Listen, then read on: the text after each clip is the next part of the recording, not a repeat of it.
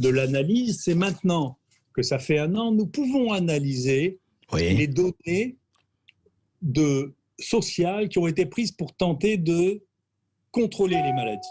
Et là, c'est très bien parce qu'il y a la plus grande star mondiale de l'épidémiologie qui s'appelle Ioannidis, qui vient de sortir un papier qui est à Stanford. Il a 200 de H-factor. Vous ne savez pas ce que c'est, mais c'est quelque chose d'hallucinant, 200 de H-factor. Et donc, c'est le numéro 1 mondial. Et donc, il dit, c'est simple, ça ne sert à rien. Et dans les exemples qu'il a pris, il y a la France. Vous voulez dire, attendez, juste, la décision sociale, ça ne sert à rien. Voilà, tous les contrôles sociaux qui ont été mis en place, aucun n'a fait la preuve de son efficacité. C'est-à-dire, non, pour être précis, confinement, ça ne fait pas la preuve de l'efficacité, le confinement. Aucunement. Fermeture des restaurants, des bars, etc. Aucune preuve que cette fermeture, aucune preuve. Non. D'accord. Donc, est-ce que, alors, le masque au moins, est-ce que le masque, et ça dépend où, alors, par exemple, ça fait la preuve de son efficacité? À côté de ces données-là, nous avons des vraies données qui sont le degré de contamination qui manque beaucoup dans ce pays, mais toutes les données scientifiques manquent dans ce pays.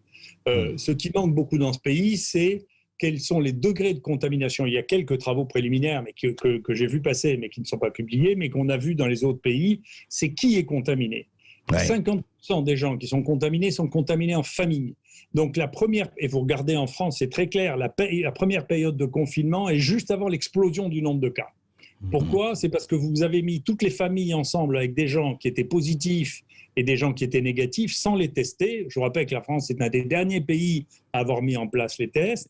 Et du coup, vous vous retrouvez avec toute la famille qui est infectée. C'est comme ça qu'on fait pour pouvoir transmettre les maladies. Vous savez, il ne faut pas faire ça. Donc c'est une vraie... on a maintenant la compréhension, bien sûr, que ce n'est pas en se promenant dans la rue qu'on attrape le Covid, c'est quand on vit dans des groupes rapprochés, bien sûr dans les fêtes, probablement dans les boîtes de nuit, et à la maison. C'est quand on a des rapports sociaux d'une grande proximité qu'on se lâche, que l'on a ce type de rapport qui permet d'avoir des contaminations à un niveau beaucoup plus élevé. Donc ça n'est pas mystérieux, ça. Maintenant, on a les données pour ça, donc la réflexion dans ce pays manque terriblement de science. Il y a trop d'émotions, trop d'opinions et pas suffisamment de science.